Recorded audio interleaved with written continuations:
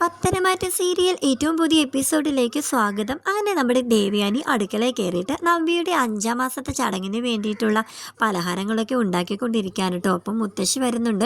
അപ്പം മുത്തശ്ശി ചോദിക്കുകയാണ്, നീ കുറേ നേരമായാലും അടുക്കളയിൽ കയറി ഒറ്റയ്ക്ക് ഇന്നൊന്നും ഉണ്ടാക്കുന്നത്, ഇങ്ങോട്ട് മാറ്, ബാക്കി ഞാൻ ചെയ്തോളാം എന്നൊക്കെ. അത് സാരമില്ലമ്മേ, അമ്മ മുറിയിൽ പോയി റെസ്റ്റ് എടുത്തോളൂ എന്നൊക്കെ പറയാണ്. അതിന് നിനക്കിതൊക്കെ ചെയ്യാൻ പറ്റുമോ? എനിക്കിപ്പോൾ ഒരു കുഴപ്പമില്ലമ്മേ, ഡോക്ടർ പറഞ്ഞിട്ടുണ്ട് എനിക്ക് എന്ത് വേണമെങ്കിലും ചെയ്യാമെന്ന്. അപ്പം മുത്തശ്ശി പറയാണ്, ആ ജലജി എൻ്റെ അടുക്കളയിലോട്ടൊന്നും കണ്ടില്ലെന്നു, അതിനെക്കുറിച്ചൊന്നും ഞാൻ ചിന്തിക്കുന്നില്ലമ്മേ, അതൊന്നും സാരമില്ല, ആര് വന്നാലും വന്നില്ലെങ്കിലും ഞാൻ ഇതൊക്കെ ഉണ്ടാക്കി വെക്കുവാണ്.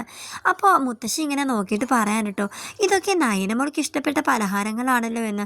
അപ്പോൾ ദേവയാനി, അത് പിന്നെ ഞാൻ അതൊന്നും നോക്കിയില്ല, നവ്യയുടെ ചടങ്ങിന് വേണ്ടിയിട്ട് ഞാൻ ഉണ്ടാക്കുന്നു, അവരുടെ ഇഷ്ടമൊക്കെ ആർക്കറിയാമെന്ന്. അപ്പോൾ മുത്തശ്ശി പറയാണ്, ഇതെല്ലാം നയനമോൾക്ക് ഇഷ്ടമുള്ളതാണെന്ന് ഇങ്ങനെ പറഞ്ഞിട്ട് ദേവയാനി ഇങ്ങനെ മനസ്സിൽ പറയാൻ കേട്ടോ, അതെ, എൻ്റെ മരുമകളെ മുന്നിൽ കണ്ടിട്ടാണ് ഞാൻ ഇതൊക്കെ ഉണ്ടാക്കിയത്, എൻ്റെ മോൾക്ക് വേണ്ടിയിട്ടാണ് കൂടുതലും ഉണ്ടാക്കി വെച്ചിരിക്കുന്നത്, ഇങ്ങനെ മനസ്സിലിങ്ങനെ പറയാൻ കേട്ടോ. അങ്ങനെ മുത്തശ്ശിയും ദേവയാനും കൂടെ പലഹാരങ്ങൾ വീണ്ടും ഇങ്ങനെ ഉണ്ടാക്കാൻ തുടങ്ങി. പിന്നെ നവ്യയുടെ വീടാണ് കാണിക്കുന്നത്. അവിടെ നവ്യക്കുള്ള പലഹാരങ്ങൾ ഉണ്ടാക്കിക്കൊണ്ടിരിക്കുകയാണ് നവ്യയുടെ അമ്മയും നന്ദുവും കൂടി. അപ്പോൾ നന്ദു ഇങ്ങനെ ഓരോന്നും അങ്ങനെ ആലോചിക്കാൻ കേട്ടോ. അപ്പോൾ അമ്മ പറയുന്നുണ്ട്, എന്താ നന്ദുട്ടാ നീ ഇങ്ങനെ ആലോചിക്കുന്നത്? നന്ദു ആണെങ്കിലോ അനാമിക ഫോൺ വിളിച്ചിട്ട് ചടങ്ങിന് നീ വരണ്ടെന്നുള്ള കാര്യമൊക്കെ ഇങ്ങനെ പറഞ്ഞത് ഇങ്ങനെ ആലോചിക്കാൻ കേട്ടോ. അപ്പോൾ അമ്മ പറയുന്നുണ്ട്, മോനെ നന്ദുട്ട, മുത്തശ്ശൻ എന്തായാലും വിളിച്ചു പറഞ്ഞിട്ടുണ്ട് നീയും ഒപ്പം ഉണ്ടാവണമെന്ന്, അതുകൊണ്ട് നീ ഒന്നിനെ പറ്റി ആലോചിക്കണ്ട, നീ ഞങ്ങൾക്കൊപ്പം വന്നാൽ മാത്രം മതി, ഉടനെ തന്നെ എൻ്റെ മോൾക്ക് കാക്കിയിടാൻ യോഗം ഉണ്ടാവുമെന്നാണ് ജോത്സ്യം പറഞ്ഞത്, എൻ്റെ ദൈവമേ എല്ലാം നടന്നാൽ മതിയായിരുന്നു ഇങ്ങനെ പറയാൻ കേട്ടോ. പിന്നെ ആദർശും നയനയും അനന്തപുരിയിൽ യാത്രയൊക്കെ കഴിഞ്ഞ് ഇങ്ങനെ എത്തിയിരിക്കുകയാണ്. അപ്പോൾ നവ്യ ഇങ്ങനെ അവരെ കണ്ട് സന്തോഷത്തിൽ ഇങ്ങനെ ഓടി വരികയാണ് കേട്ടോ. അപ്പോൾ ദേവയാനും പറയുന്നുണ്ട്, ആ യാത്രയൊക്കെ സുഖമായിരുന്നു എന്നൊക്കെ. അപ്പോൾ ആദർശ്, അമ്മേ എല്ലാം സുഖമായിരുന്നു, അമ്മേ ഞാൻ അമ്മയ്ക്ക് വേണ്ടിയിട്ട് ഒരു സാരി വാങ്ങിച്ചിട്ടുണ്ടെന്ന് ഇങ്ങനെ പറഞ്ഞ് കൊടുക്കാൻ കേട്ടോ. അപ്പോൾ ദേവയാനി പറയുന്നുണ്ട്, ഇത് നിൻ്റെ സെലക്ഷൻ അല്ലേ, അല്ലാതെ ഇവരുടെ ഒന്നും അല്ലല്ലോ എന്ന്.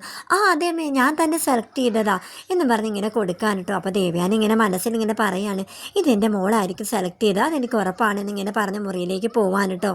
ആദർശം നയനയും കൂടെ മുറിയിലിരുന്ന് പറയാൻ കേട്ടോ, അമ്മയ്ക്ക് വേണ്ടിയിട്ട് സെലക്ട് ചെയ്തത് നീയാണെന്ന് പറയാതിരുന്നത് നന്നായി, ഞാനോർത്തോ നീ ചാടി കയറി ഞാൻ സെലക്ട് ചെയ്യുന്ന പറയുമെന്ന്.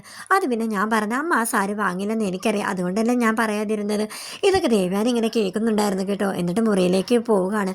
കണ്ണാടിയുടെ മുന്നിലെ സാരിയൊക്കെ ഇങ്ങനെ വെച്ച് നോക്കിയിട്ട്, നല്ല സാരി, എൻ്റെ മരുമകളെ എനിക്ക് വേണ്ടിയിട്ട് സെലക്ട് ചെയ്ത സാരിയാണ്, ഈ സാരി തന്നെ ഞാൻ നവ്യയുടെ ചടങ്ങിനെടുക്കും, എന്നിട്ട് ഞാൻ അവിടെ സന്തോഷിപ്പിക്കും എന്നിങ്ങനെ പറയാൻ കേട്ടോ. നയനെ അപ്പോൾ ആദർശിനോട് പറയുന്നുണ്ട് കേട്ടോ, എല്ലാവർക്കും സാരി വാങ്ങിക്കേണ്ടതായിരുന്നു, ഇതിപ്പോൾ നമ്മളെ നവ്യേച്ചിക്കും അമ്മയ്ക്കും വേണ്ടിയിട്ടുള്ള സാരി മാത്രമല്ലേ വാങ്ങിയുള്ളൂ. അപ്പോൾ ആദർശ് പറയുന്നുണ്ട്, മുത്തശ്ശിക്കും മുത്തശ്ശിൻ്റെ ഡ്രസ്സൊന്നും വാങ്ങുന്ന അങ്ങനെ ഇഷ്ടമില്ല, ബാക്കിയുള്ളവർക്കൊക്കെ ഒരുപാടുണ്ടല്ലോ, അതൊന്നും സാരമില്ല. പിന്നെന്താ നീ എന്താ നവ്യയ്ക്ക് സാരി കൊടുക്കാതിരുന്നു എന്നൊക്കെ. അത് പിന്നെ ഞാൻ അത്രയും പേരെ മുന്നിൽ വെച്ച് കൊടുക്കണ്ടെന്ന് ഓർത്തിട്ടാ ഞാൻ മുറിയിൽ കൊണ്ടുപോയി കൊടുക്കാം, ഞാനിപ്പോൾ വരാമെന്ന് പറഞ്ഞാൽ അങ്ങനെ നവ്യയുടെ മുറിയിലേക്ക് പോകാൻ കേട്ടോ. നവ്യാണെങ്കിൽ ഒരു സാരിയൊക്കെ കൊടുത്ത് ഇങ്ങനെ നിൽക്കുകയാണ്. അപ്പോൾ നമ്മുടെ നയനെ ചോദിക്കുന്നുണ്ട്, ചേച്ചി ഈ സാരിയാണോ കൊടുക്കുന്നത്, ഇത് അത്ര പോരല്ലോ എന്ന്. അതൊന്നും സാരമില്ല, ഈ സാരി ആദർശേട്ടൻ ചേച്ചിക്ക് വേണ്ടിയിട്ട് വാങ്ങിച്ചതാ, ഈ സാരി തന്നെ ചേച്ചി ചടങ്ങിന് കൊടുക്കണമെന്ന് ആദർശേട്ടൻ പറഞ്ഞത്, എങ്ങനെയുണ്ടെന്ന് നോക്ക്, ആദർശേട്ടനാണ് വാങ്ങിച്ചതെങ്കിൽ ഇത് സെലക്ട് ചെയ്തത് ഞാനാ കേട്ടോ.